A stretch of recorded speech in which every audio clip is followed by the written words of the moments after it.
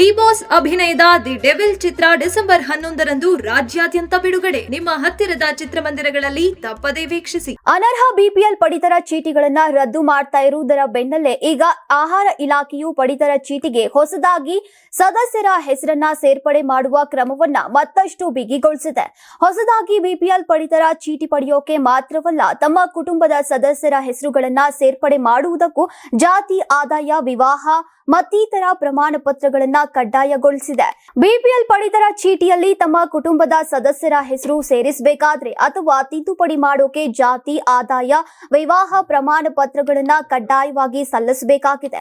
ಈ ಮೂಲಕ ಸರ್ಕಾರ ಪಡಿತರ ಚೀಟಿಗಳ ಮೂಲಕ ಬಿಪಿಎಲ್ ಅರ್ಹತೆ ತೀರಬಹುದು ಅನ್ನುವುದನ್ನ ಖಚಿತಪಡಿಸಿಕೊಳ್ಳೋಕೆ ಸಾಧ್ಯವಾಗುತ್ತೆ.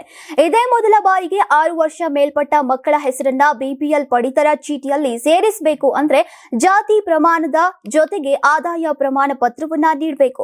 ಪೋಷಕರ ಆದಾಯ ಎಷ್ಟಿದೆ ಹಾಗೂ ಅವರ ಉದ್ಯೋಗ, ಜಾತಿ ಕೂಡ ತಿಳಿಯೋದ್ರಿಂದ ಆ ಪಡಿತರ ಚೀಟಿ ಬಿಪಿಎಲ್ಗೆ ಅರ್ಹವಾಗಿದೆಯೇ ಅನ್ನೋದರ ಕುರಿತು ಈ ದಾಖಲೆಗಳು ಇಲಾಖೆಗೆ ಸುಳಿವನ್ನ ನೀಡುತ್ತೆ.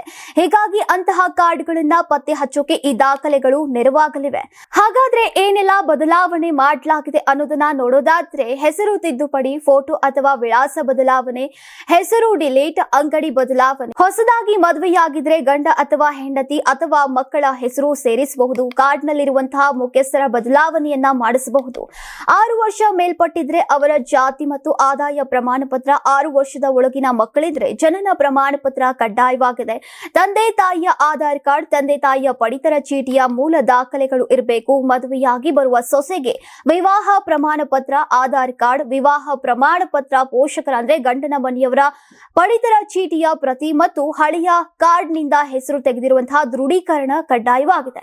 ಇನ್ನು ಬೆಂಗಳೂರು 1 ಸೈಬರ್ ಸೆಂಟರ್ಗಳಲ್ಲಿ ಅಥವಾ ಇಲಾಖೆಯ ಅಧಿಕೃತ ವೆಬ್ಸೈಟ್ ಮೂಲಕ ಸ್ವಯಂ ಅರ್ಜಿಯನ್ನ ಸಲ್ಲಿಸಬಹುದು.